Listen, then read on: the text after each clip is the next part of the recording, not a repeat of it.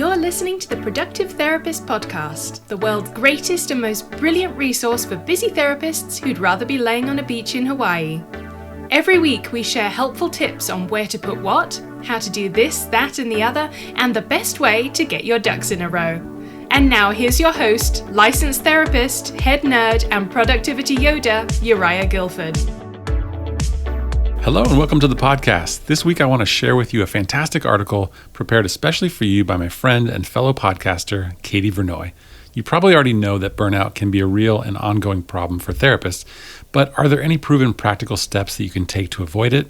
In this article, read for you by my podcast producer, Lucy, Katie will share with you 6 tips to lowering your stress, easing your workload, and enjoying your life again. Sounds good, right? I found this article fascinating, and I know you will too. Enjoy! When people talk about therapist self-care, they often stop at the line of preventing burnout. How many self-care practices have you seen that focus on avoiding burnout or recovering from burnout? For me, it's too many to count. Now, I'm sure that many of you, like me, have hit burnout a number of times over the years. Preventing or healing from burnout is a worthy pursuit. But what if we could go further? What if we could actually optimize our performance so we could have a bigger impact, be the strongest version of ourselves, and avoid burnout? There are a lot of writers and researchers who have studied optimal performance, so I'm going to share 6 of my favorite tips and a reading list for extra credit. Number 1, keep in mind your circadian rhythms, timing, energy patterns, and logistics. We all have natural rhythms throughout the day. Most often that can mean being very productive mid-morning, an energy trough midday to early afternoon, and a boost in creativity in the later afternoon or early evening. But everyone is different. So identify your natural optimal times to do the things you want and need to do, tempering that with your immovable responsibilities, i.e. taking kids to school. Put your highest priority tasks like decision-making and strategic planning during your optimal time. For most, this is in the morning. Give yourself downtime or lowest priority tasks in your energy trough. For most, that's midday, with the worst possible time at 2:55 p.m. And your creative, insight-based analysis during your recovery time. For most, late afternoon. Let me take just a quick pause and tell you a bit about our sponsor. This episode has been sponsored by Simple Practice, the leading practice management platform for private practitioners everywhere. More than 75,000 professionals use Simple Practice to power telehealth sessions, schedule appointments, file insurance claims, communicate with clients, and so much more. It truly is an all-in-one HIPAA-compliant platform. Get your first 2 months of Simple Practice for the price of one when you sign up for an account today.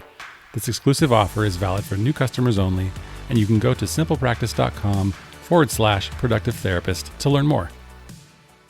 Number 2, focus intensely. When you're used to multitasking, which is really just switching back and forth really quickly, or scrolling through social media, your attention span can disappear. Single task when possible, keeping your sole focus on the task at hand. Remove distractions, build your focus muscles, and engage in more deep work than shallow work. Number 3, balance stress and rest. Make sure that you have times when you're working at your highest level, barely achievable or just right Goldilocks goals, and sufficient times of rest. Schedule 50 to 90-minute blocks of stress and 10 to 20-minute blocks of rest. And remember, stress can be recategorized as exciting challenges and rest as mindful downtime designed to support the strengthening of your body and mind. Number 4, give yourself really effective breaks. During your rest periods, make sure that you're not working in any way. Go outside, unplug from your computer and smartphone, and get active. Make your break social when you can. During some breaks, feel free to take a short nap, less than 30 minutes, or do rhythmic, semi-interesting activities, like walking outside. This is based on the attention restoration theory, to restore your ability to focus so you can engage in deep work again. Number 5, set boundaries on your day. Set start and end times and stick to them. You need rest before and after work. You'll be more productive more quickly if you limit your time. Also, when you've set hard limits to your day, you decrease decision fatigue by having a set structure in place. Number 6, close out your day effectively. Create closing out rituals that include time for you to process the feelings that have come up during your clinical work. Also, make sure that you complete your work or put into your calendar the mechanism to follow up so you can truly close out the practical work and not have the unfinished responsibility remain in your consciousness until you're ready to finish it. When you finish your workday, leave it behind as much as possible so you can have true rest and recovery before you start again the next day. Reading list. All of these great tips are from the books in the reading list below. I highly recommend digging more deeply into all that these books have to offer. So there it is, 6 tips for burnout prevention you can apply today. Try to pinpoint 1 or 2 tips that you can apply right away. Each of these tips will help you increase your productivity and lower your risk of burnout. So pick one or apply them all. You'll start seeing results the same day. If you'd like even more great advice for becoming the best therapist you can be while growing your practice and avoiding burnout, check out Therapy Reimagined 2021, the live experience.